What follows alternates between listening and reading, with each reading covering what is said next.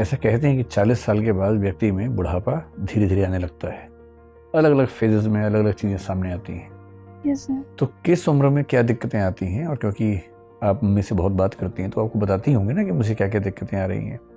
तो 40 की उम्र से आज की उम्र तक क्या क्या दिक्कतें उनको आई हैं और आप उनकी बहुत चिंता करती हैं, तो आपको ये भी अंदाज़ा होगा कि अब 5 साल बाद क्या दिक्कत आने वाली है, 10 साल बाद क्या दिक्कत आने वाली है, और उसके लिए अभी से क्या प्रिकॉशंस लेनी है, क्या ट्रीटमेंट्स होते हैं उन चीज़ों के। सर इसमें एक तो मुझे लगता है कि जो सर इस उम्र में अकेलापन फील होता है, तो सर ये दिक्कत है। तो इसके लिए सर इसकी तो कोई दवाई नहीं आती है।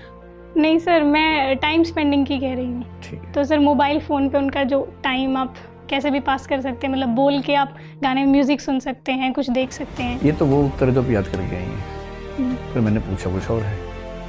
मैंने तो ये पूछा कि 40 की उम्र के बाद या उससे थोड़ा पहले से ही जब उम्र बढ़ती है तो क्या क्या दिक्कतें आती हैं इस उम्र में, और उनके समाधान के क्या क्या तकनीकें हमारे पास हैं। जैसे एक सिंपल एग्जांपल है कि 40 की उम्र के आसपास 2 साल पहले या 2 साल बाद हर आदमी को पढ़ने के लिए चश्मा पहनना पड़ता है नज़दीक का। ये 40 की उम्र में अक्सर 99% केसेस में हो ही जाता है।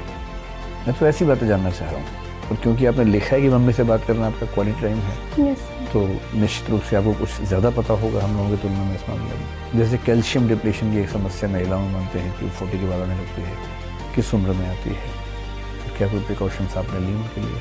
सर हेल्थ से रिलेटेड तो मुझे लगता है उनके खाने पीने का, जैसे जैसे उम्र बढ़ती है जो चीज़ें हम घर में खाते हैं, जैसे हमारे हरियाणा में बेसिकली घी और दूध ज़्यादा खाते हैं, तो वो सर उनको इतना डाइजेस्ट नहीं होता है। ठीक है। तो इसके लिए हम कोशिश करते हैं उनको थोड़ा हल्का भोजन दिया जाए। ठीक है। और दूसरा सर, जैसे जैसे उम्र बढ़ती है वैसे वैसे थोड़ा बीपी प्रॉब्लम होने लग जाती है, तो इसके लिए हम कोशिश करते हैं कि हम सुबह उनको जॉगिंग पे लेके जाएं। सिलेक्शन के बाद मान लीजिए आपको तमिलनाडु का ऑर्डर मिला।